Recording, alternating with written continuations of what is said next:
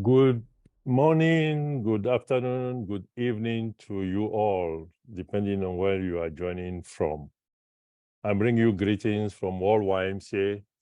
And my first disclaimer is to tell you I'm real. I'm not artificial intelligence. I'm not produced by anything. So I'm real and I can drink. The AI does not drink. So this is very serious, it's very real. So welcome.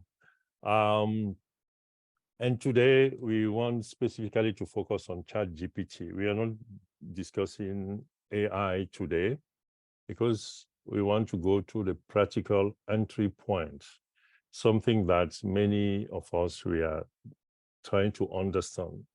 So the purpose of today is mainly educational, is about understanding how best, if we wish to, we want to use this tool called ChatGPT.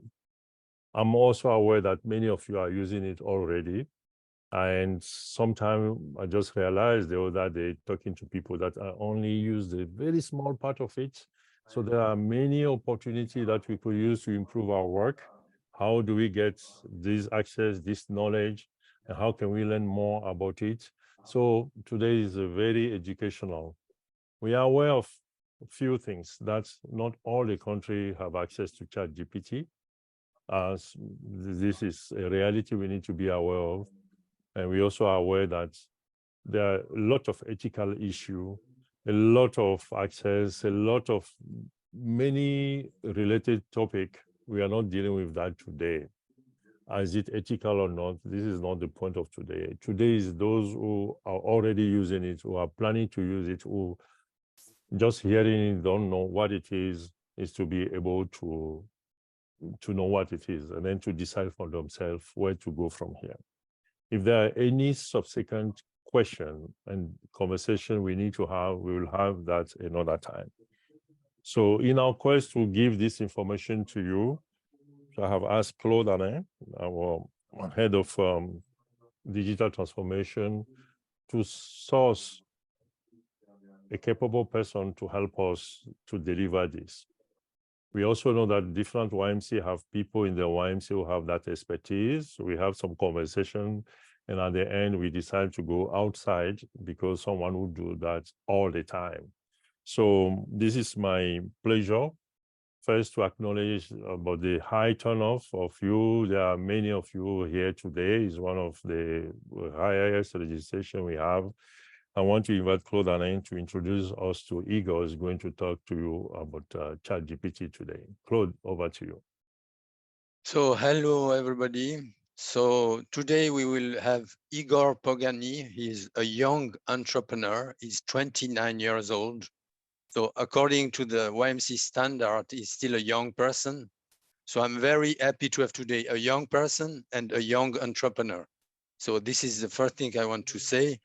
And Igor defined himself as an avid tech enthusiast. So this is something very important, to be enthusiastic in life. And he's passionate about learning and exploring emerging technology. But one of the most important missions he has is to break down the complexity of AI and to make it practical to enhance our daily life. I think it's a nice mission and motto.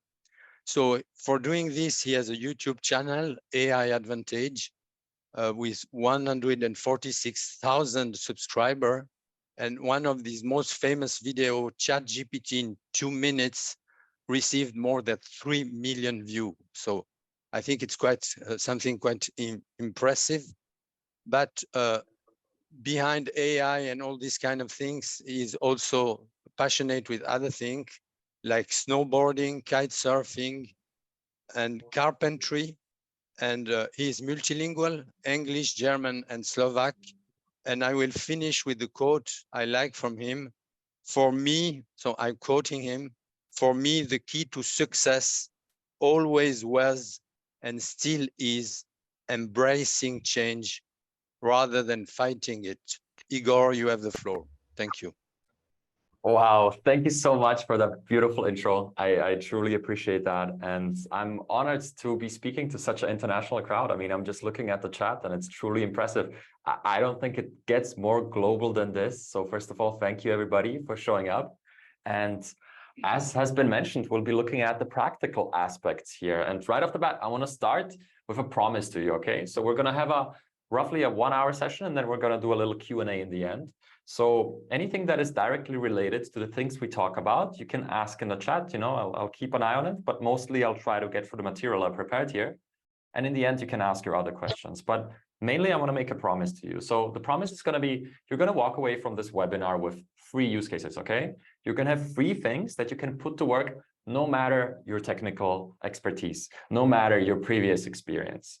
Okay, there's going to be 3 things you can use. And the beautiful thing about this is, yes, we're talking about ChatGPT, but you could substitute ChatGPT with large language model, with generative text AI, okay?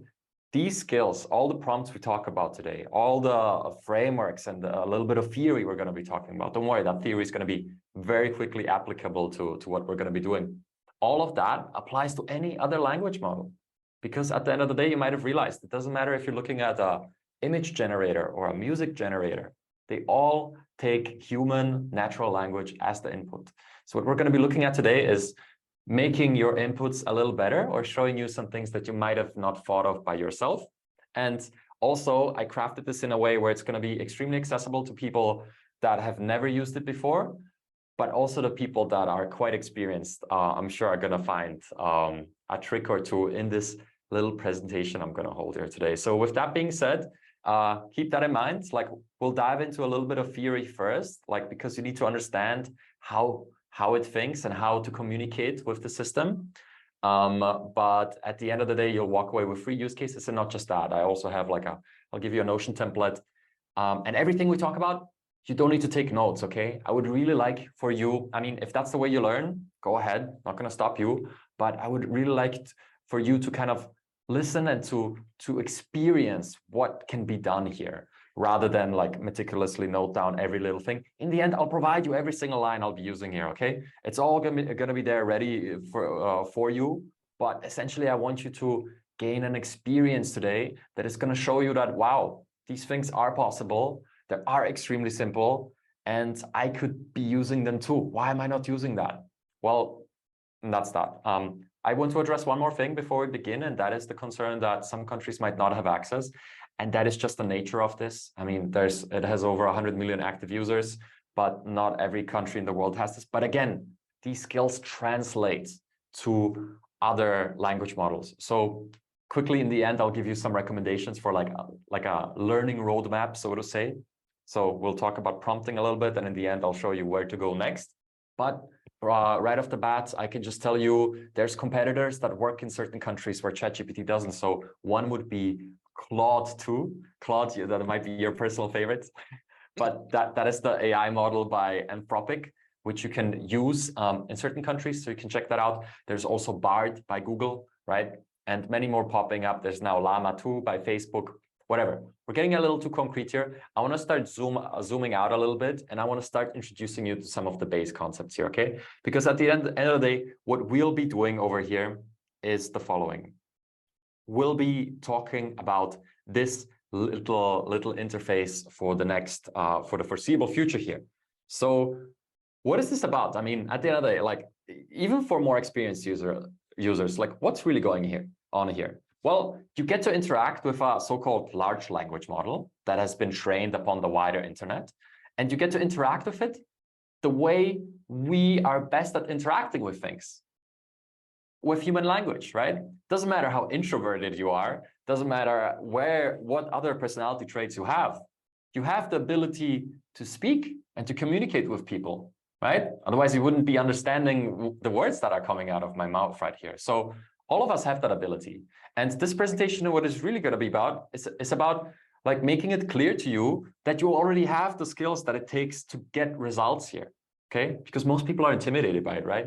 They get into it and they're like, oh my God, there's this field of prompt engineering. And then, oh, they talk about these advanced topics and like, what is this essay that he just posted in there? Like, how did he come up with that? Like, that is that is not the right way to approach it. The right way to approach it is like, hey, if I had a person come in here and they would, like, their sole purpose would be to assist me in whatever I do, and they would be paid for by somebody else, right?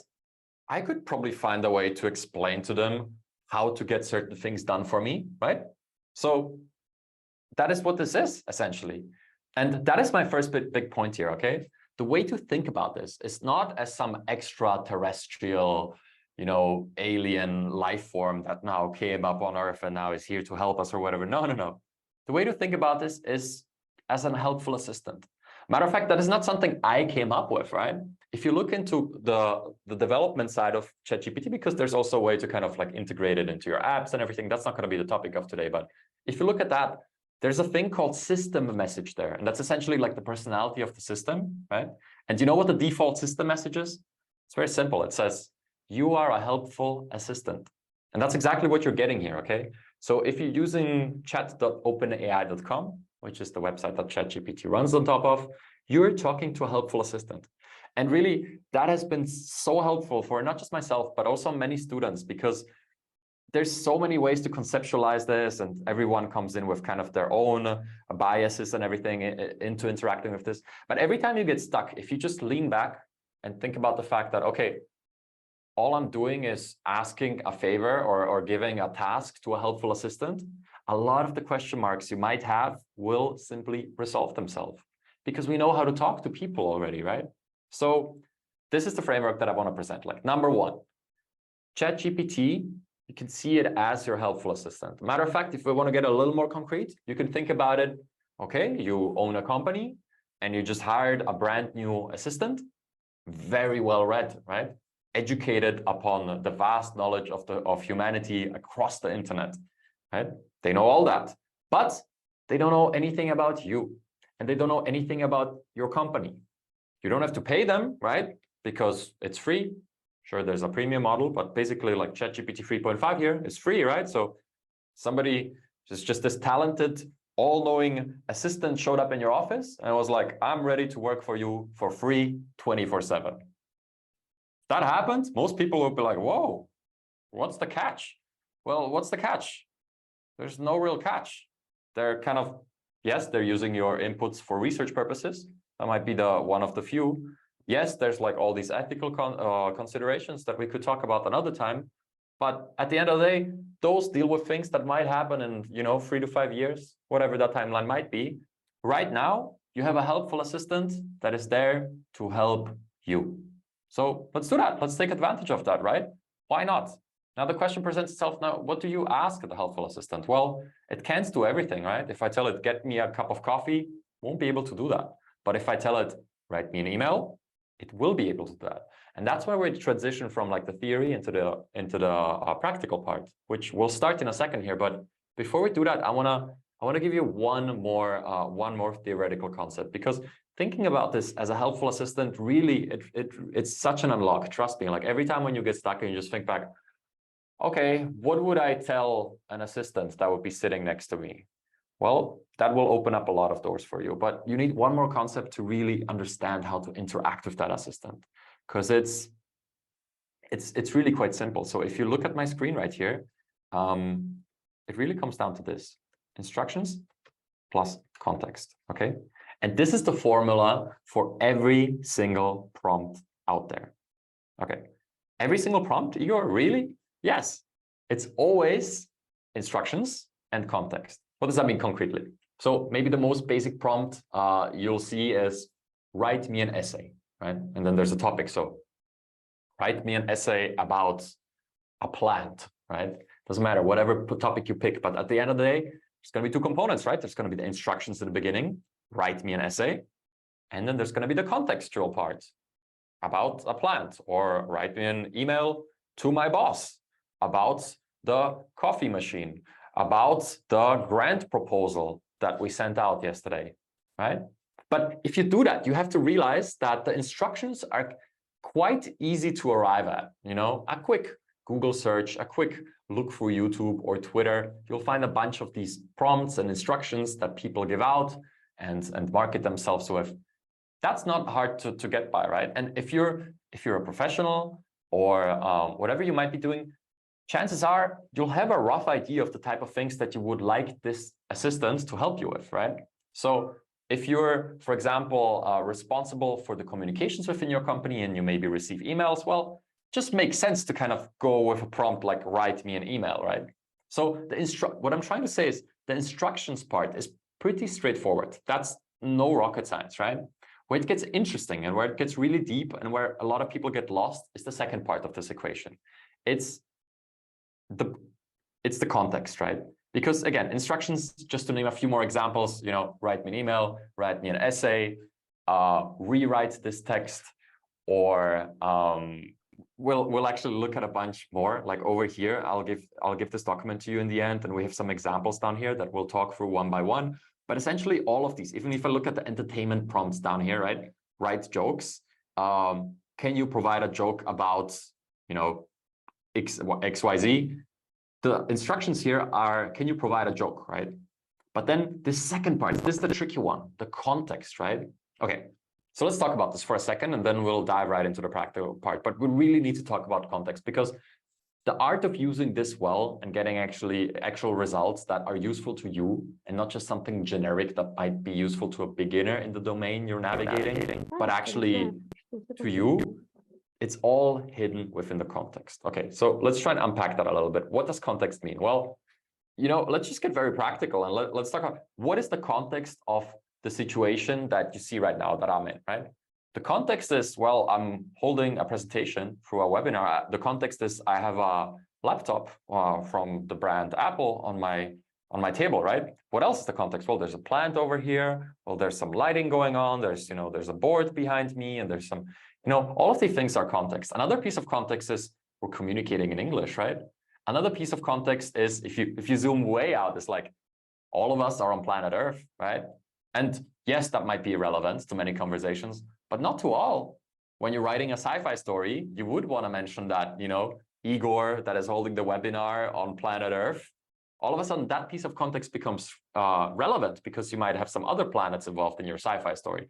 So it really depends on what you're doing, how much context you want to include, but there's an infinite amount of context, right? You could start counting the amount of fingers that I have. You could start describing the shirt and the texture. You could start describing the headphones. Like, you can get as detailed as you want to, or as surface level as you want to with your context.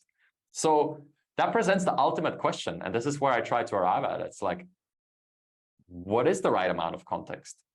Well, there's no definitive answer to that, but I can tell you two things.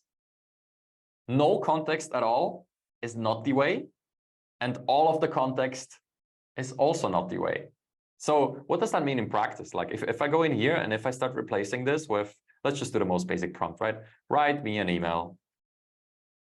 And then what do we include as the context? You know, let's say to Claude about the ChatGPT webinar. All right, that's not bad. That's a beginning, right? So we have some amount of context over here, and then we have instructions over here.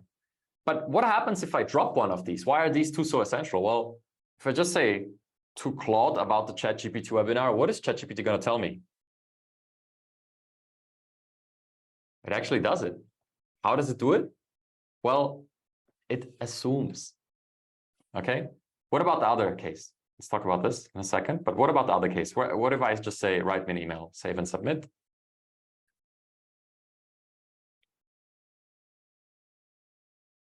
There you go. So now it's like super general, right? So dear recipient's name, it doesn't know that I'm talking to Claude.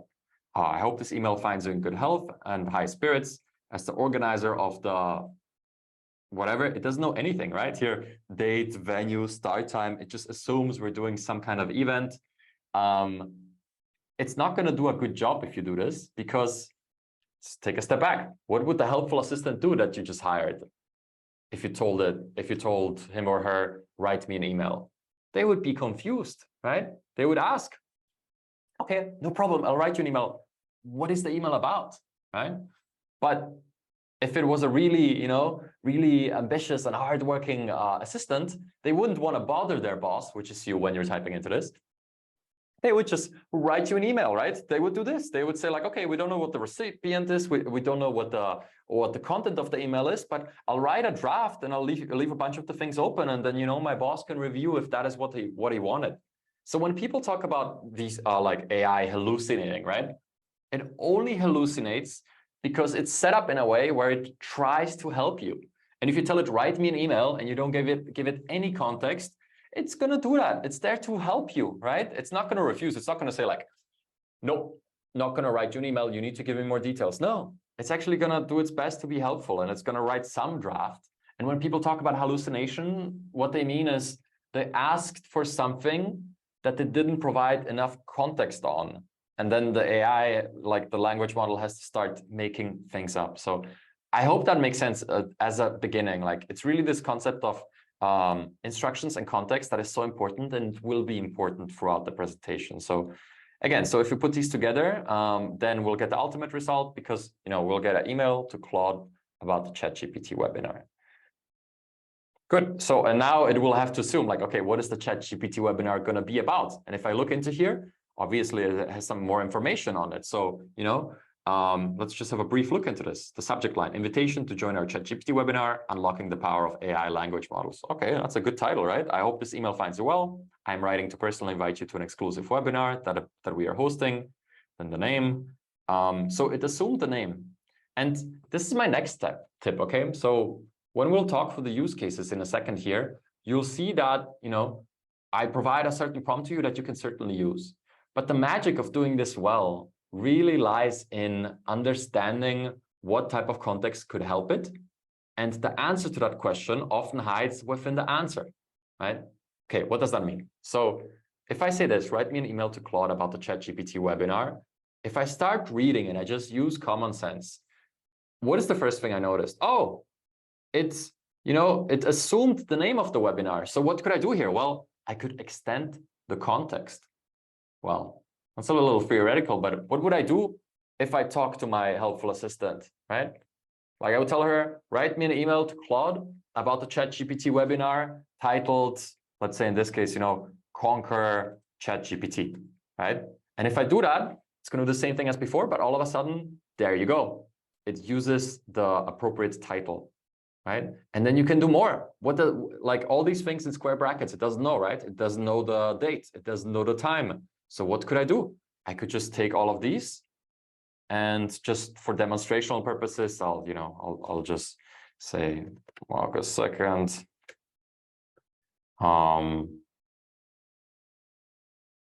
Let's say that, and then 1 hour, platform Zoom, and then test link XYZ. And my point is, it doesn't take any engineering skills. It doesn't take any advanced skill set to do this. You just got to pay attention what your assistant replied. And if it doesn't know certain things, well, go ahead and refine your prompts to include those, right? We established a lot of concepts here in a short amount of time, right? We talked about how you're supposed to think about ChatGPT as your personal assistant. And what that also means is that you need to provide it with some of the information that it doesn't know by default. So a lot of our conversation here is going to be resolving around the fact that, okay, what's the information that it doesn't know? How can we really help it out? Because if you just say, write me an essay, it's not going to know what essay. And there's some crucial details that you might be leaving out. But the beautiful thing is, and I'll go to this next. So here's, there's a bunch of prompts that I prepared here. And I'll just show you one that has been really going viral across the internet over the past months, because it's a really simple one. It's this one, okay? It's the context finder. And what we're going to do is we're going to send this little prompt. And again, all of that is going to be in the Notion template that I'll just give you a link to. It's free. Don't worry. You don't need to copy all this. It's going to be all in there. But basically, you can say this, right? And this is really, and now we went from how to get started to like quite advanced territory. But I think you guys will be able to handle it, because if you understand this concept of the assistant and the assistant not really knowing what exactly you demand from him or her, then you're going to understand that following up with a question like, now ask me questions so you can gather all the context you need to answer the previous prompt. And if I just send this, well, there you go. It's going to give you a bit of a questionnaire. And what I can do now, certainly, here are some questions to gather additional context. And yeah, so I can just go ahead and I can start answering these one by one. And, you know, if I answer these, it's going to readjust the answer above and it's going to be better. Okay, but I just wanted to give you a glimpse of that, of how that would, how we would move on. Let's not get too deep into that because let's return to kind of the basic level of use cases. So with that being said, let's get into use case number one here, shall we? And that one is not writing. The thing that I want you guys to realize is really that it's rewriting that is the superpower here, okay? Because if you tell it, write me a grant proposal, it will do it.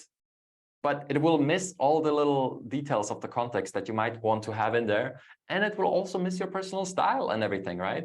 So what I propose to you is instead of going ahead and asking it to do all of the work, ask it to do the heavy lifting, right? And if you're writing something, what is the heavy lifting? Well, it might not be hard to come up with a sentence or two that describes what you're looking for, but it might be hard to get that to a form where you're ready to send the email, right?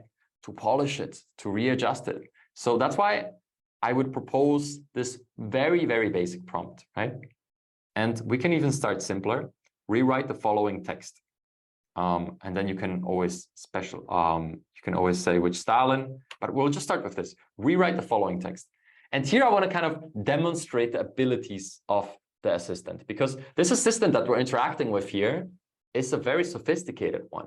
It's very well read, very intelligent, and it really does its very best to understand what you're doing. And again, it's a helpful assistant, right? What that means is it's always going to try and do its very best to serve you. Okay, so what would a helpful assistant do if you give it a message that is barely English, right? Well, it would try to decipher it. So let's do this. Let's have a little fun here, and let's actually type in something that, you know, most people would frown upon. But we're interacting with this helpful assistant that doesn't judge, right? So we can just go ahead and we can completely write something very, very basic here. So rewrite the following text. Hello, I would like a donation. Good day, sir. Okay, so look, this is not a message you could send, right? But you could go ahead and say, rewrite the following text. And then let's see, and then let's specify instead of text, we're going to say email, okay? Because it's going to be an email. So let's just send this and see what it comes up with. Ooh, that's a whole lot better, right? So we went from, hello, I would like a donation, good day, sir, right? So we had a spelling mistake in here. We have the most basic of English, but it goes ahead and it fleshes it out, right? It expands it into something. And how long did that take? Like, from copy pasting that prompt and writing, hello, I would like a donation, good day, sir, to hitting enter, 5 seconds, maybe 10, right? But not 15. So it's like, now we have a first draft, right? That's not bad. So let's have a look at the draft. So it doesn't know the recipient's name, fair enough. I hope this email finds you well. I'm reaching out to humbly request your kind considerations for a donation. It doesn't know what donation we're looking for, right? So it doesn't, so it kind of leaves that blank. But the point is, you can rewrite things super effectively. And now if it works with something this basic, you bet that if you feed it a well-written blog post, that it will be able to rewrite that too. You bet that if you feed it some of the email communication you have already done, or some other templates that you have used for emails, that it will be able to do and rewrite that too. Okay, so let's go a step further, because now we didn't really specify, you know, what type of donation, or we didn't specify in what the languages that it should use, right? But here's one of the most beautiful things and one of the biggest capabilities of ChatGPT. This thing, it's able to mimic styles. And because it has been trained upon the wider internet, it has a whole lot of styles that you can choose from, okay? So let's just go ahead and insert a part into this prompt here. And this is how it works, by the way. There's this little button where you can like edit the prompt. You could always just make a new conversation, right? And send a new one, but I just find this to be nice and convenient. So we'll just edit the prompt. And I'll just reinsert the thing from the Notion template that you guys will be getting. But essentially, we're going to say in a formal and friendly style, okay? So we're not just picking one style, we're picking two and we're kind of blending them, right? Because if you just say formal, it's going to be very, it's going to be very strict. And if you just say friendly, it's going to be too loose. So often I find it to be most effective when you combine two styles, right? What styles can you use? Well, you'll find that in this Notion template, there's actually a category here where you can find 25 different styles. If you just check this out over here, then you'll see you can do formal, informal, educational. You could write in the style of J.K. Rowling, Charles Bukowski. You could write in the style of Nike, right? You can imitate brands because it has been trained upon all the, Nike marketing materials. So it knows exactly how Nike communicates. Might not be useful to writing an email, right? But might be very useful to creating a marketing campaign, right? You can also do magazines or journals. So this is just here to kind of jog your brain to show you what's possible. These are all the styles you can write in, and there's many more. Okay, so you can really go wild, and you can really start getting creative and thinking about, okay, what publications do I enjoy? What celebrities do I enjoy, like the way they speak, right? You can start mimicking that if ChatGPT is aware of them. And if there are A-list celebrities, chances are it will have been trained on some video transcripts, some articles, some movies from those celebrities. So it will be able to like mimic characters, personalities. Okay, back to earth, right? So rewrite the following email in a formal and friendly style. So we just use two styles. Hello, I would like a donation. Okay, let's just add the D here because that's painful to look at. But good day, sir. And let's just submit this. So let's have a look at this. What does it do? What does it change? Well, you will find that this is not the same output, right? And here you can always toggle before and after. So this is a great little trick on how to compare. That's why I also wanted to show you guys this feature. But essentially, you're going to find that it's a different style. It's definitely a different length. It picked different words, but it's not that different, right? And why is it not? It's not day and night, right? If you look at the first paragraph, I hope this message finds you well. My name is XYZ, and I'm writing to inquire about the possibility of receiving a donation for a noble cause. Okay, what was the first one about? I hope this email finds you well. Exactly the same, right? I'm reaching out to humbly request your kind consideration for a donation. One could say that is essentially the same, right? Sure, a little different wording, but you know what else will be worded differently? If I just resubmit the first prompt without the style, it will word it differently. Because what your helpful assistant does is there's a certain level of thinking going on when it generates these. And when you think, you kind of arrive at different outcomes, right? Especially with something like an email. So every time I regenerate this, I can just press regenerate again and again. You will see, this time, I hope this email finds you in good health and high spirits. Regenerate. I hope this email finds you in good health and high spirits. Same thing, but let's do it one more time. One message at a time. Okay, just reload. But you'll see that it just varies slightly every single time. Now, high spirits are gone. And it does that because at the end of the day, this assistant, all it does is always predict the next, for our purpose, we can just say word. In reality, it's token, but let's not get into that. But it just predicts the next word. So every time you'll regenerate this, a new set of probabilities will be assigned to the next most probable word. Okay, might be going a little too deep, but I kind of want to, touch on these topics that surround this mysterious topic of AI, because I feel like that can be helpful to understanding all of this. Because as you saw, we ran two different prompts and the results were quite similar, right? The first paragraph, arguably the same, like slightly different wording, but the same. Why is that? Well, if you remember what I told you earlier, that helpful assistant is there to help you at all costs. And it's not going to tell you that, it can't do the work unless it goes against like OpenAI's policies and it's something illegal, then it's going to tell you, hey, I can't do this. But otherwise, it's going to do its best to help you. So what would a helpful assistant like that do if you tell it to write like this first prompt, right? If you tell it, rewrites the following email, hello, I would like a donation, a good day, sir.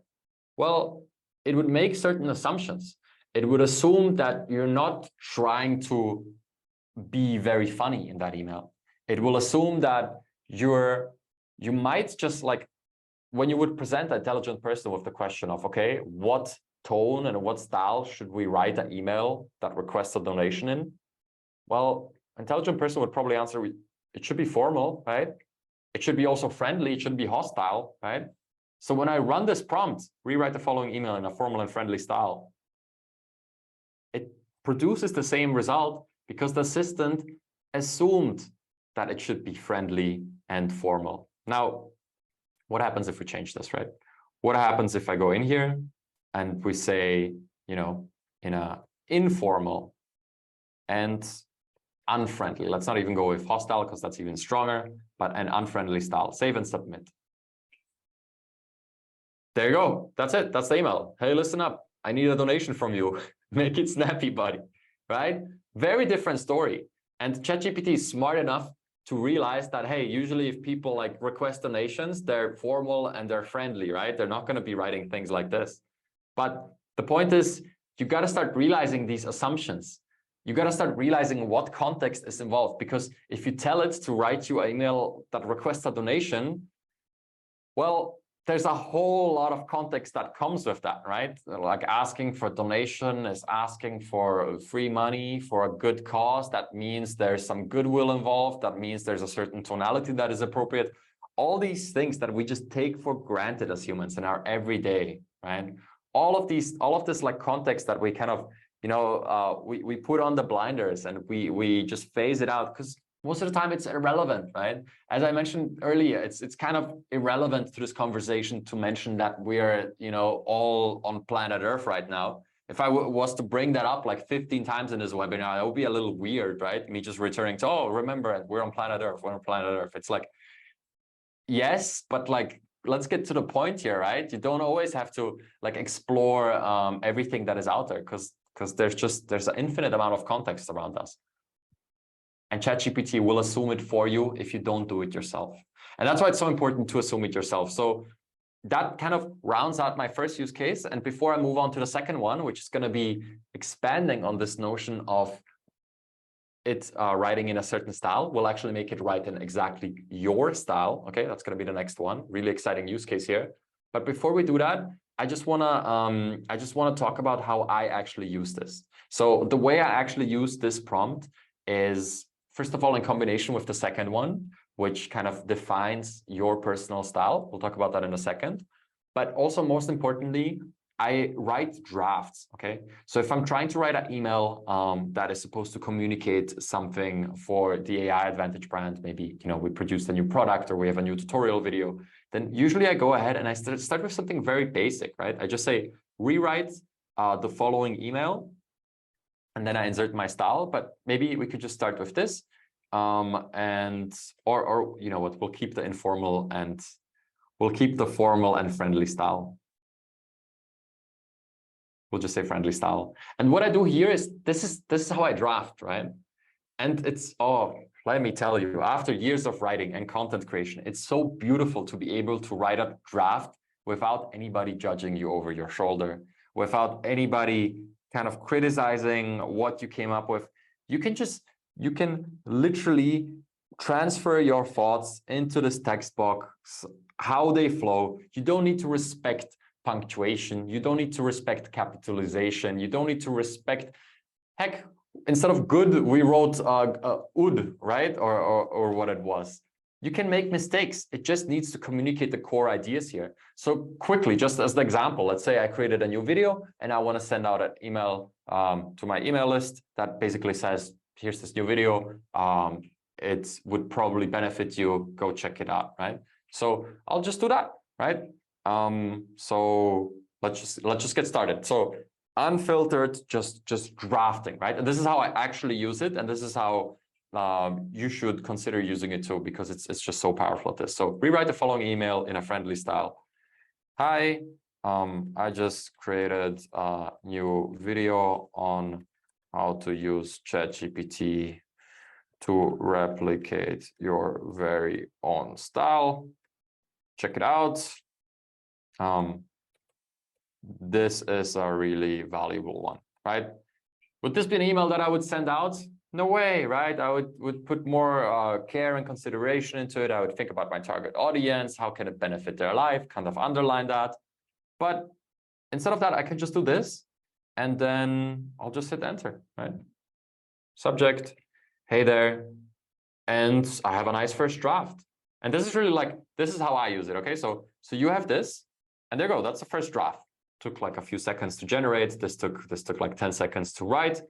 Pretty efficient at this point. So what else? It might be a little too long for my liking. So what would I do if my new assistant would like walk in here and be like, hey, Mr. Pogany, like I prepared the draft of your email you asked for. Here you go. I'm like, oh, thank you. That's really good work, but make it more concise, right? I like to be more concise in my emails. And she'd be like, yes, of course, no problem. I'll make it more concise, right?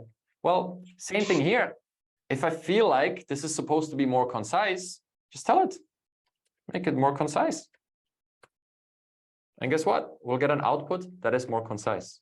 There you go. Ah, that's too much. Little less concise. There you go. Nice middle ground. And this is the way it works. So you can really go back and forth with it.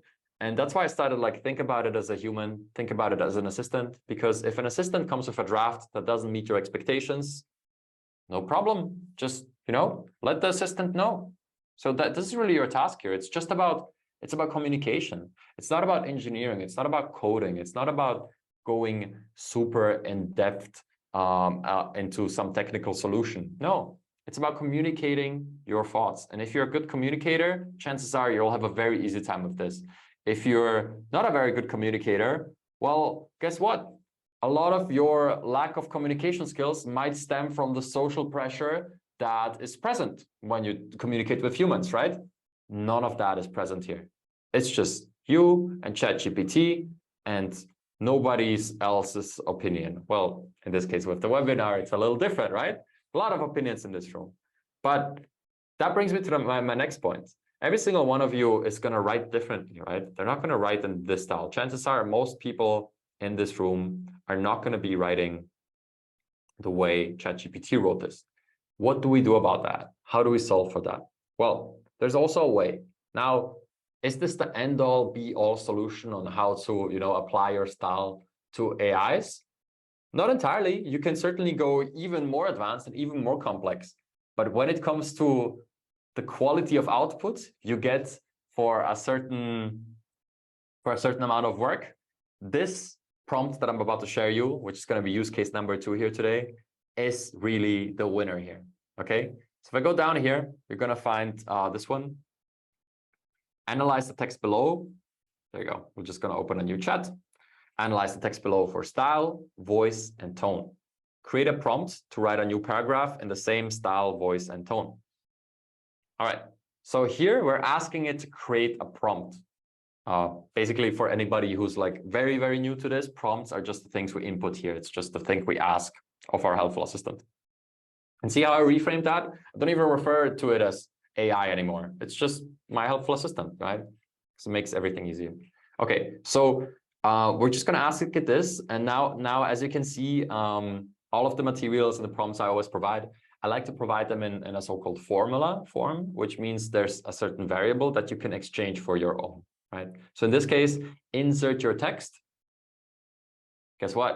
I'm going to be inserting my very own text. So what I'll just briefly do here is I'll just head on over to the AI Advantage website. There's this little like text, this about paragraph, and I'll just copy this, right? This is a quick little bio about me. It's similar to what Claude read at the beginning, because guess what? I rephrased and then customized this bio on here. So you can do that too. And what I'll do now is I'll just copy that text, and look, this might be any piece of writing you have ever done, right? So if you have a thesis, you can feel free to copy from there and analyze the thesis like so. If you have just an email that you use as a template, or like an email that you wrote yesterday to a colleague, you can copy that, head in here, paste it like so. Yeah, like so. And then what's going to happen is it's going to go ahead and everything after this little sign, it's going to go ahead and analyze, right? Because that's what we asked it to do. This is not, it's very like strictly separated. So you can always use a column to kind of separate your prompt from kind of the external information. So again, what's it going to do once I hit enter? It's going to analyze the text below. right? There's text. 4, style, voice, and tone. Create a prompt to write a new paragraph in the same style, voice, and tone. Okay, so this should give us a prompt that we can then reuse to replicate my very own style, right?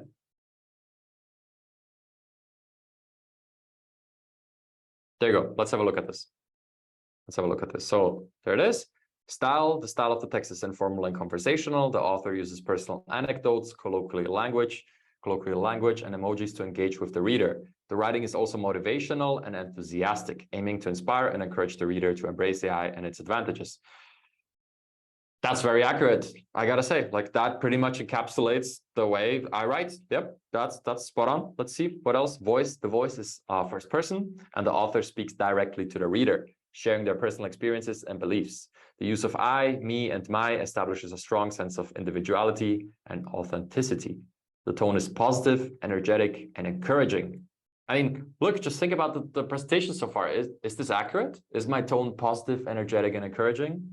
I guess so. To a certain extent it is. So, you know, this did its work. The author is passionate about AI and its potential, and they want to share their knowledge and experiences to help others succeed in the AI-dominated world. The tone also conveys a sense of approachability, making the author seem friendly and eager to assist. I don't know, you be the judge of this, but I feel like this is pretty accurate. This pretty accurately reflects the way I speak and the way I communicate. So now that it created that, you know, here it just does an example for me. So the prompt is write a new paragraph in the same style, voice, and tone. And then it just writes something. But the trick here is really this. You just take this part, copy, right? And then you can save it. So we'll get to this in the end, but essentially this is like the way I organize my prompts. And it's so beautiful because Notion allows you to like manage databases and it's free. So, you know, I just save it here and then I can infinitely expand my personal little prompt database down here. Just a very useful way of managing this. But essentially now that I encapsulated the style that is here for I have to say this, but for all the Pokemon fans out there, it's kind of, you know, when you're like running into a wild Pokemon and the trainer throws the ball at it. It's the same thing here, right? The Pokeball just caught a wild Igor, and now I'm going to be able to use that in any situation with the AI that I might desire. So let's take a step back and let's look at the last prompt we ran, right? Rewrite the following email in a friendly style. Even the one before that, right here, this very basic one. Rewrite the following email. Hello, I would like a donation. Good day, sir. So let's take this and let's actually use this. So let's put this to work, what we learned so far, right? So first of all, I'm going to write this prompt that consists of instructions and then context. Okay. And then we're gonna do a new line by hitting Command Enter, and we're gonna paste the second part that we produced, right? So all we did is we pasted in the style, the voice, and the tone, right? So rewrite the following email, then it's the email, and then it's style, then it's the style, tone, and as you can see, it just recognizes this formatting. My recommendation would always keep it clean, you know. So if you always just do a new piece of information, just hit Shift Enter, put it into a new line, and if that's consistent, ChatGPT is just gonna have clarity on what your attention is. So in this case, it's gonna use my style, my voice, and my tone, and it's going to rewrite the following email. Let's have a look at how well it performs. And we're doing all of this on a free version, right? I haven't even talked about GPT-4 yet. It's in one sentence, it does about 80% of the things you can do even better, right? And that's what you pay $20 a month for. But essentially, look, free version works perfectly fine. There we go. And look at this email.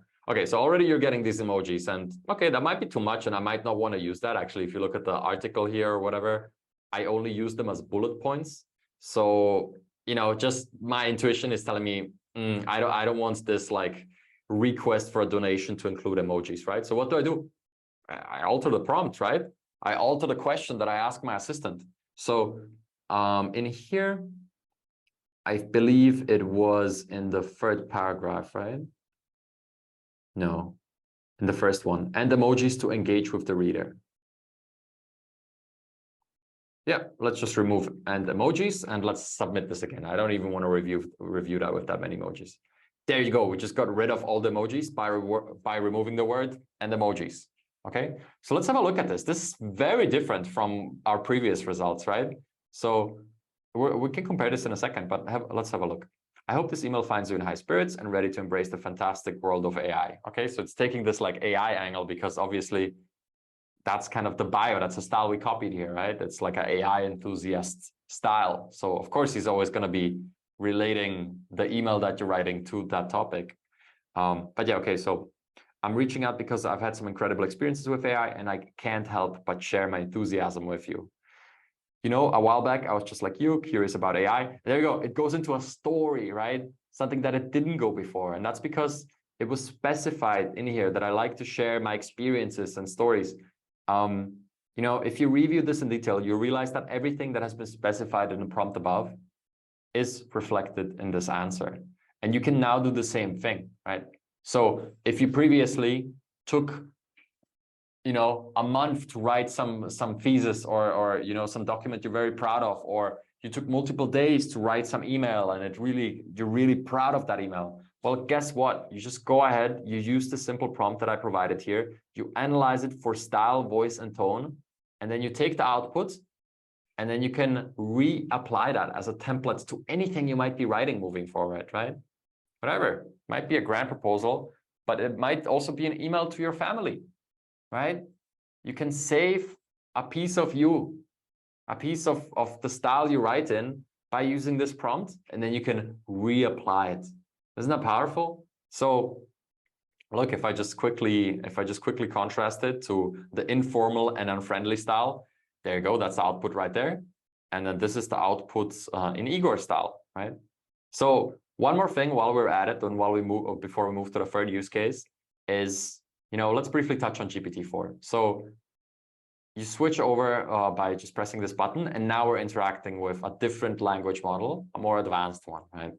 So the main difference is GPT-4 is it's better at reasoning, it's more creative, and you're just gonna find that it's better at assisting you with coding if that is your jam.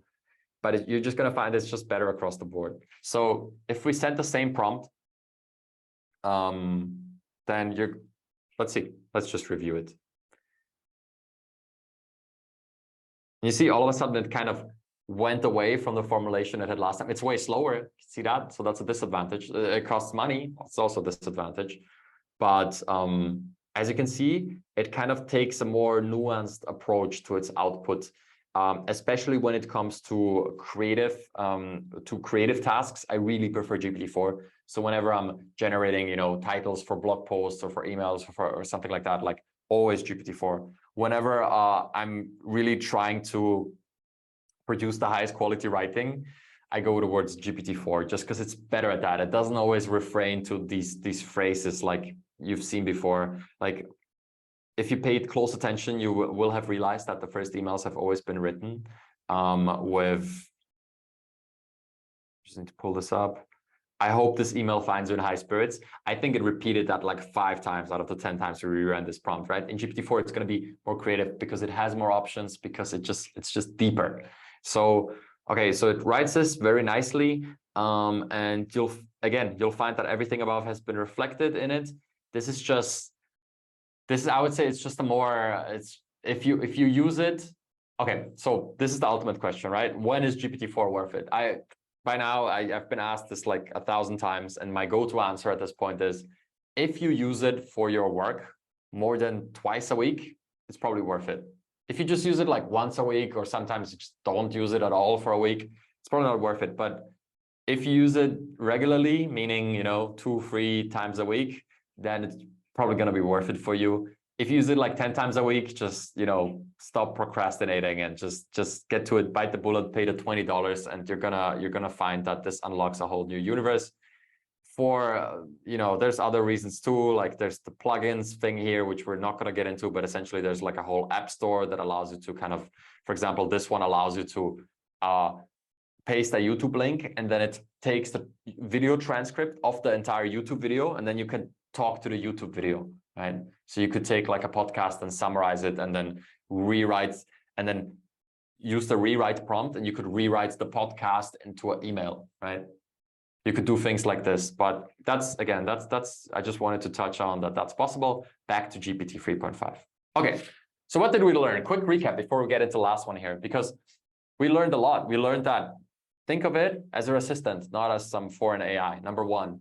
Secondly, every prompt consists of instructions and context, okay? How much context you want to provide?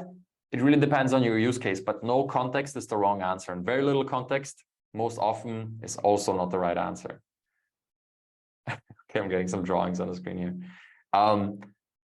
Then we looked into use cases, right? We looked into use case number one, which was right here, rewriting anything. Then use case number two was extracting your very personal style. And one last tip that I want to mention on that is you want to extract the style of a type of writing that is relevant to the thing you're writing. Meaning, if you're writing an email, don't use your bachelor thesis style.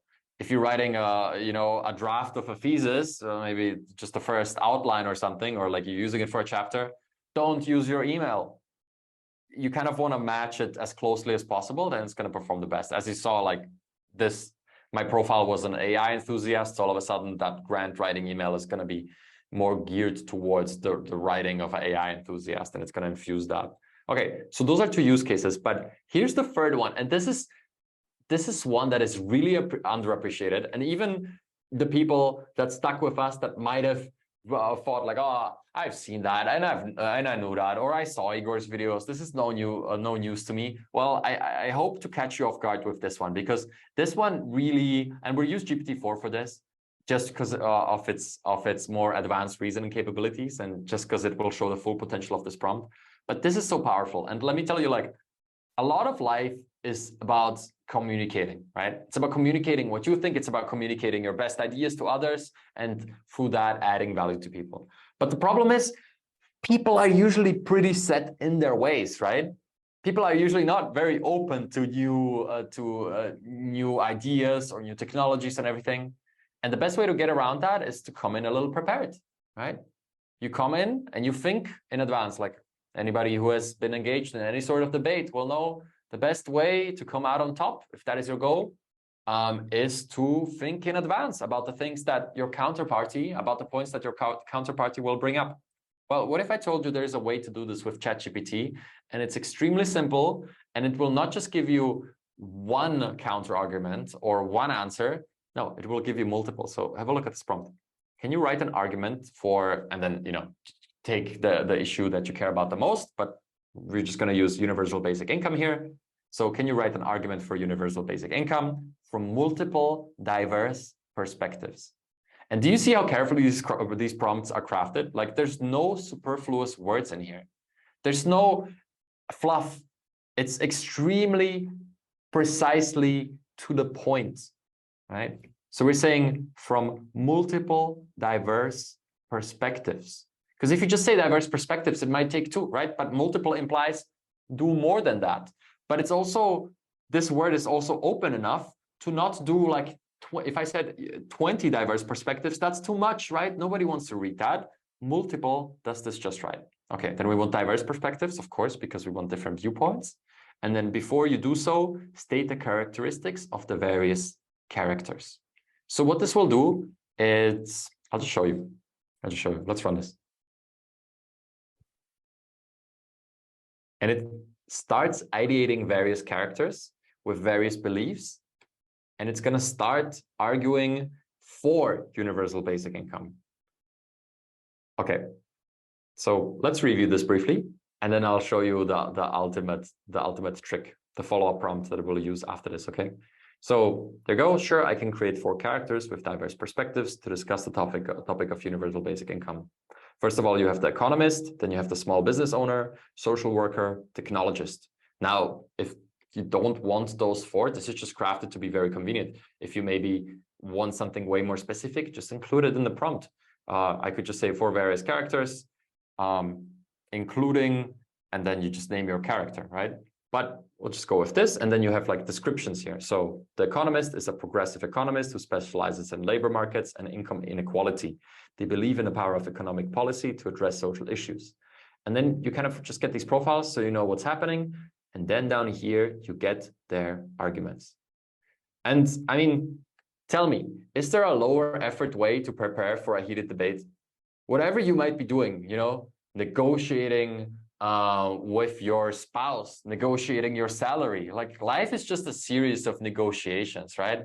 Everybody has their own interest, and then people come together to kind of like help each other. And hopefully at the end of that interaction, it's a net positive. But an essential part of that whole process of how the world comes to be is the negotiation. And this just helps you out so much because it shows you diverse perspectives. It shows you the arguments for universal basic income right here. So let's have a look. What is the argument of a technologist for universal basic income? The future of work is changing rapidly due to technological advancements.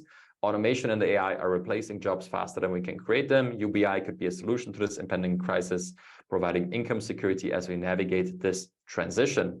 Could also spur innovation as people freed from survival concerns might pursue entrepreneurial or creative endeavors. So a very optimistic point of view here makes sense, right? This is the point of view that a technologist would take. But luckily, you also have a small business owner, which talks about how it incentivizes work and how there's going to be labor shortages, everything that like touches a small business owner, right? So first of all, this like informs you, right? And this is all nice and well, but here's really the unlock, okay? So if you look at this, this little Notion template is structured in a way where there's also a second column called follow-up, and you can, fill in whatever you like. But right here, I kind of preset it, and we're just going to use this follow-up prompt, right? So again, if you told your assistant, craft some characters and bring me their arguments. Yes, sir. Here you go. Here are the arguments. And then you would be like, all right, now, next task, what are 3 highly effective counter arguments that I could present to each character? And look at it doing all the hard work for you. This is really a way to just become a more effective human being. Whatever you might be pursuing, you can create a variety of characters, create the arguments that they would be using, and then with this follow-up prompt, you can look at ways to disarm them, right? And this just makes you more well-versed, because what you'll find is that a lot of like negotiations or a lot of just life in general, the person that is more of a chess player and that thinks ahead and that tries to like think more than one step ahead is more often than not going to come out on top in those situations. And with this prompt, you can use even the free version of ChatGPT to prepare yourself in a way that frankly hasn't been possible with such ease, right? This would have took hours without AI, right? You need kind of a group of intelligent people to kind of like present their viewpoints. And right there, not 1, but 3 counter arguments. So let's look at the small business owner's counter argument. So he was talking about how UBI would create labor shortages. And there you go, some counter arguments to that. While higher taxes might be a concern, UBI could also stimulate the economy by increasing consumer spending, which could benefit businesses. Okay, so that was his first point, probably that we skipped, was taxes right here. Higher taxes to fund UBI. Okay, so there you go. You have a counter argument to taxes. UBI could potentially lead to inflation. If everyone has more money to spend, prices might rise, negating the benefits of increased income. All right. UBI might disincentivize work. So that's the argument. If people can meet their basic needs without employment, some might choose not to work, which could impact productivity. Okay. So what if I want to go even deeper? What if these are too surface level? Well, expand on the second counter argument of the economist. You can just do the same thing that you would do with your assistant again, right? You can just say, okay, I really like the second one. Please expand on it. And now that I'm reading it, well, let's have a look. Let's have a look what it does. So this is their counter argument.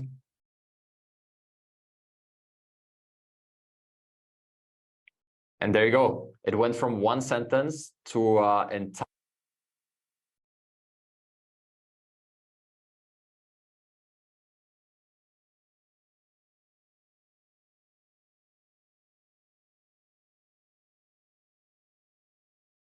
We lost the sound.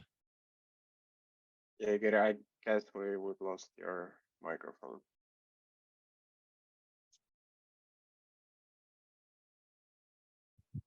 How about now? No, it's okay. Okay. So just with this, you're going to be able to get ahead of so many situations. And, really, if you think about it for a second, like this just unlocks 1,000 more opportunities, because I just showed you 3 concrete use cases, right? But the way we kind of played with the context that goes into it, the way we kind of expanded the conversations by talking to our assistant and not just taking the first results at face value, but really pushing back, right? The way we did that, well, it's going to unlock so much more for you. And what concretely? Well, you can go ahead and I'll share this. I'll share this in the chat now. You guys can just get this template for free. I give out a similar version to everybody that like signs up to my weekly newsletter. But there you go. This one is a little more expansive. We have a few prompts here at the bottom. And really, what you're going to be able to do here is you're going to be, and can you guys see the Notion page right here? Is that visible well? Yes. Yes. Perfect. So really up here, you see a bunch of different prompts. So if you're writing something, you can just open this up and you can be like, okay, you can write songs, you can explore email subjects, or you can just write anything, right? And the way this works is very briefly is here you have a bunch of examples down here. So this is my favorite example. And then there's a bunch of other examples. And above you have the formula. And the formula, you really edit this by replacing everything in brackets. So this helps you just make this prompt your very own. But you could totally just go ahead and copy this and, you know, send it in a new chat and you're good. And then it's going to write this exact type of text. And you can do this. There's a total of 250 examples here. Right here, you have explored different arguments. There's other examples of that. But essentially, you can, you know, use it to improve your marketing. You can use it to improve your very own health. So for the ones of you that are familiar with ChatGPT and have, you know, been on social media at any point over the 6 months, you will probably have a lot of prompts already. This is just like my attempt of kind of putting it into a form that is infinitely expandable, because Notion works with databases and I can always just create a new line and it's never gonna overflow, right? I can just infinitely expand this. I can create my own prompts. I can save them down here. And then the beautiful thing here is you can always, like, if you click these, you can always hit this little favorite checkbox. And if I do that, it's gonna show up in my favorites, which are up here. Yep, exactly. So these are all the favorites. These I pre-set up for this particular audience. So if you get this Notion template, these are the ones I would recommend to start off. So if 3 use cases are not enough, then, you know, here's a bunch more that I would recommend. And here's even more. You have a bunch of styles. You have many follow-up prompts here that just work, right? So for example, you could always just say, can you clarify what you mean by, and then a certain concept, and it will go deeper on that. Or you could just tell it, could you elaborate on how the latest response provided doesn't align with my previous instructions? After clarifying that, please make another attempt at following the instructions I gave earlier. Okay, so all of this is for you to explore. We went in on 2 theoretical concepts of how to work with this. We went in on 3 concrete use cases that you can start using today. Okay, they're right here. You can just copy paste them. There's no reason not to do it. There's no reason not to play with it. You can start rewriting your own text, your emails, your grant proposals, whatever it might be. You can start extracting your custom style from your writing and then reusing that in other prompts, and you can explore different perspectives. So what's next? Okay, what's next is this. Like right here is a persona. This is a social entrepreneur. And this is really like, we just went from like the most beginner friendly stuff to kind of the most advanced topic that you could be looking at. But nevertheless, I want to just show you this very briefly. If you open up a new chat and you start the conversation with a so-called persona like this, and this is directly extracted from a new feature, by the way, that is accessible to people outside of Europe, where you can preset ChatGPT to have all these characteristics. So what's your profession? What's your current projects, challenges? What I would encourage you to do if you are a little more advanced, and, you know, if you're new, just ignore this part, but you could take all of this and you could customize it to your very own needs. So you just fill this out for yourself. What is your profession? What are your projects and challenges? What are your specific interests? It's going to take a while, but then you're going to have a personalized profile that you can just copy and send us the first message inside of ChatGPT. Okay, it's going to come back with a bunch of text here. We could extend this in the end to make it not do this. But anyway, now it's set up. And now if I say, you know, write me an email to my boss, all of a sudden the answer is going to be the answer of a social entrepreneur with all of these concrete characteristics, right? Look at that. I want to provide you with an update on our plastic recycling project and discuss some potential directions for its future. All of this information, all of this context, it got from this persona where I specifically defined it. So this is like something very advanced, something I would not worry if you have, less than, I don't know, 10, 20, 50 hours in ChatGPT. But this is just kind of the deep end of the pool. You can get this specific. And yeah, you just have this social entrepreneur just to copy paste right away. And with that being said, I think that's enough for the theoretical and practical concepts. I would love to get into some questions here. And one last thing before we do that is, what can you do beyond ChatGPT, right? Because this is kind of like, this might be the core of everything. Like, how do you talk to your helpful assistant? But it certainly goes further. So one thing you could look into is what we just talked about. It's the persona modeling, right? Another thing you could explore is automations, right? So you could automate all of this, and you could say, when a new email shows up in my Gmail account, then please summarize the email and then write a response in my style. Here's my style, and save that result to my drafts. And it just does it. Every email that will come in, there will be a draft ready to go as a response for you, right? So you can build automations like that, right? That's a separate topic, but I want you to know that it exists. And one last one, also very advanced, is a so-called multi-shot prompting. But that's essentially when you tell it, write me an email, and here's 3 example emails that I really enjoy. Please mimic these, and then you provide the 3 emails, and then it's going to have the information from within those 3 emails to get you a better answer. So those are kind of the things that I wanted to point out. Of course, the AI space is much wider, and we could keep talking for hours here. And there's, AI art, and there's AI video, and there's, AI voice generators. But at the end of the day, it always comes down to being able to communicate with the system effectively. And I hope that this little presentation helped you do that. I hope you could take away some tips and tricks. And with that being said, let's have a look at the chat. And thank you, Igor. to give you time to breathe 1 minute, we want to say thank you for this very passionate presentation. And from many of us, there are many new things we are learning. It gives us the motivation to go and search more. So thank you.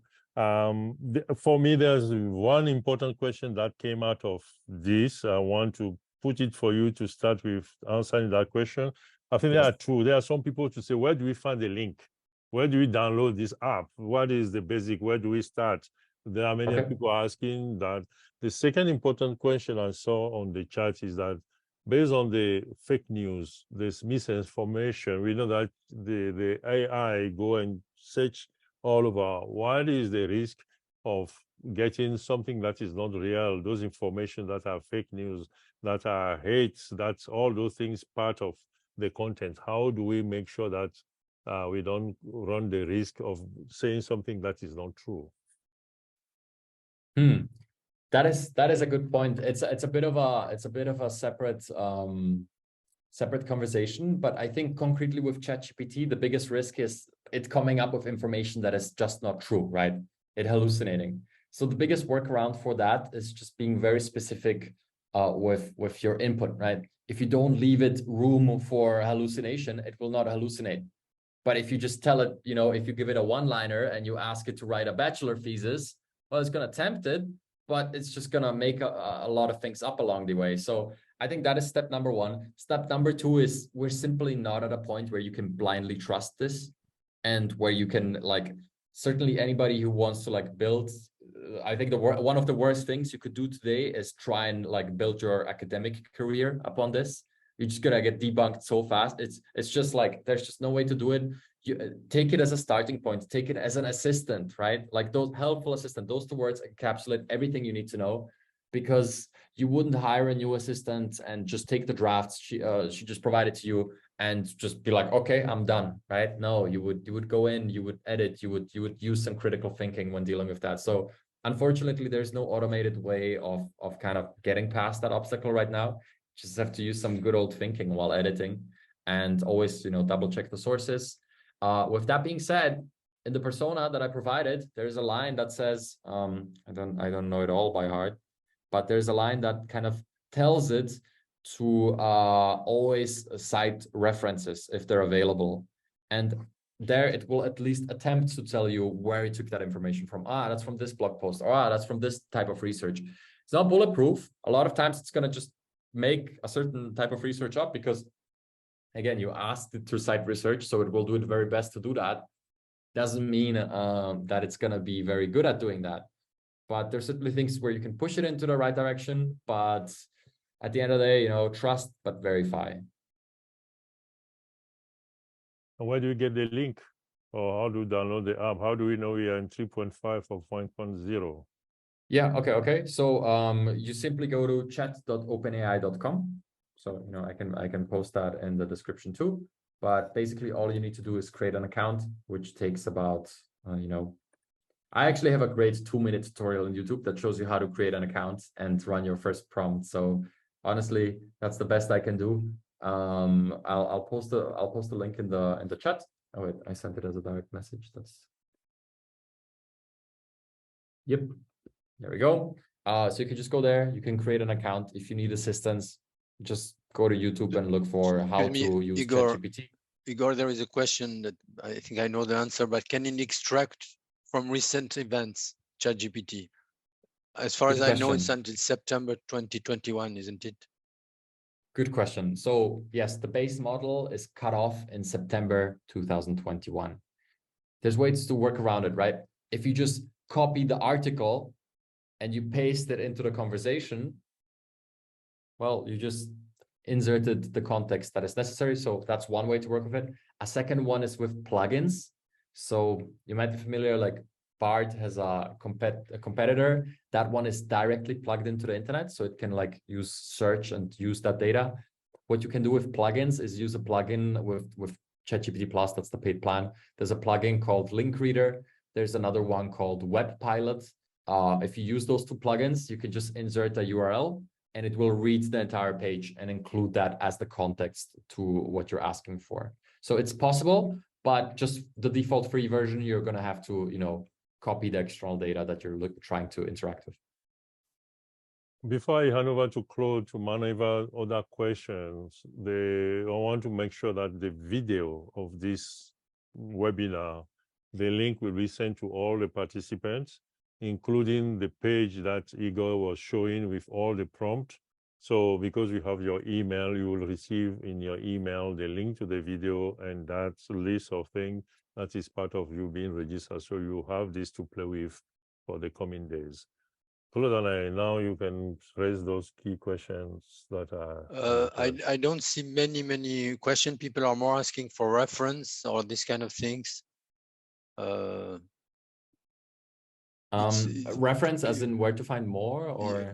No, but we will, after the webinar with the recording, we can send also the reference of the sheet thing. Yeah. The how do we call it? The Notion template. The Notion template where you have all the prompt. I call it the ChatGPT advantage. Yeah. But yeah, certainly. Yeah, I mean, I think this is a good point. Like, how do you go further than this? How do you educate yourself? Well, certainly, I made this my full-time calling to educate people and to help you understand this.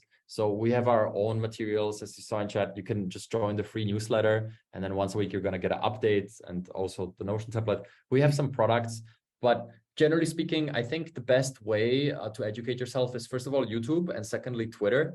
Those are really the two best sources. And on YouTube, you can, certainly check out AI Advantage. But another recommendation I would make is Matt Wolf. He's the biggest AI news guy. So he always posts like one video a week where it's like a 20-minute video where he summarizes all the different happenings in the AI space. So, you can watch that to get all the latest news. There's a bunch of newsletters. So we have a very editorialized one where it's just like one app, one prompt, and one news story that matters. But there's other ones that come out daily. Two notable ones would be Ben's Bytes. That's one, Ben's Bytes. And another one is Rundown. So Rundown is a daily newsletter where it gives you kind of all the AI headlines. This is all free, by the way, right? So the YouTube channels are free. This is free. Beyond that, I think being on Twitter is kind of the best way to stay up to date with these things. That's really kind of the main source of information for me day to day. Like if you spend an hour a day on Twitter and you follow the accounts that I follow, AI Advantage on Twitter, then you'll kind of get the same news flow that I do. And yeah, I think that should actually set you up for, you know, at least a few weeks. And then if you want to go even further, then as I said, the topics you want to explore are prompt engineering, automation, and yeah, I think those are the two main ones that will kind of unlock a lot for you. And prompt engineering really is what we did here. It's finding ways to talk to the model that get you good results. And maybe this, like, this is before, let's wrap this up, but I'm sorry. No, sorry, I think there are There's some. accident. Okay. One really important thing, right? Maybe I should have said this right at the beginning, like, what makes a good output? What makes a quality output? I think this is, people always like, they overthink it. At the end of the day, a quality output is something that is useful to you. If you consider it useful, if it writes that email draft that would have took you 10 minutes, that's a good output, right? So at the end of the day, just find these little wins for yourself, and you'll find that over time, they will stack on top of each other, and you'll be like, oh, write a draft, now rewrite it in my style. Okay, now write me tweets from that. Oh, okay, now write me a blog post from that. And all of a sudden you'll have like drafts for all these things that would have took you a day. So yeah, quality output is something that is useful to you. Sorry, if I can add something personal, I will say that there is also a course, well, it's a paid course of Igor on with AI Advantage. It's an 8 hours course where will you learn many things, because it was only a minimum of all this knowledge that we share today.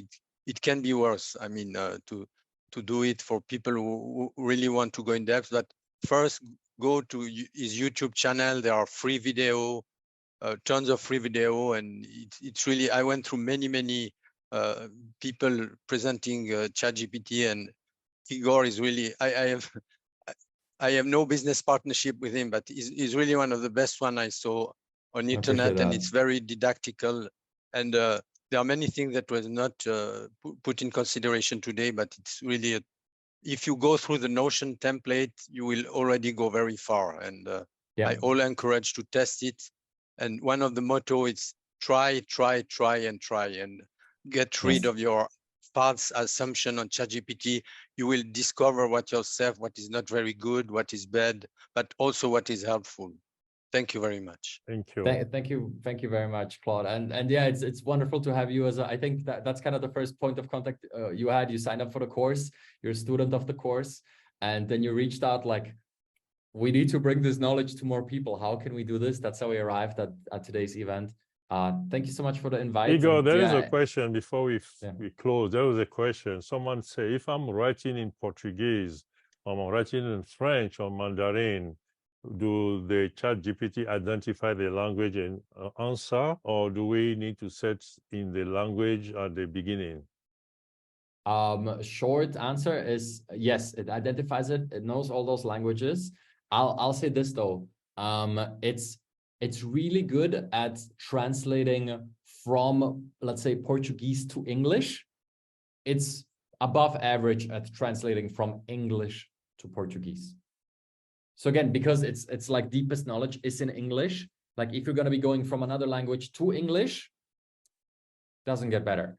If you're going to be going from, you know, English to another language, you know, average translator maybe, but not excellent. But yes, it can do it.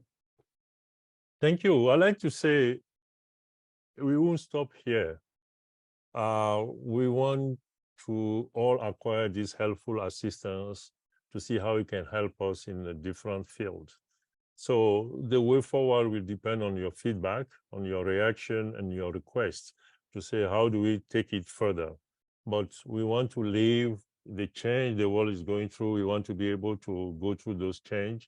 And next time we might come with another angle of this. So please stay tuned. We need to make sure that we don't bother you all the time with the same thing, but our reaction, our offer to you will depend on your question and your requests. So once again, I want to thank Igor for his time, for the knowledge and for the passion. Thank you, Claude Alain, and thank you for identifying Igor and for making this happen today. And thanks to the technical team behind this. And I have my president on the line and with all the members of my executive committee. This is how we are playing with our time at the World YMCA, play with ChatGPT. So my next report to you will be written by ChatGPT. And I appreciate all the positive feedback in the chat. It really warms my heart. I hope you know, most of you will walk away and actually try some of the things we talked about. I try to make it as practical as possible. I really think there's something for everybody in there, and just give it a shot. You know, it's free. Try it out, and yeah, Thank you. report back. Thank you so much for joining. Thank you, Igor. Thank you. Bye-bye. Bye bye. Thank you, everybody. Bye. Bye bye. See you. Thank you, Igor. Bye.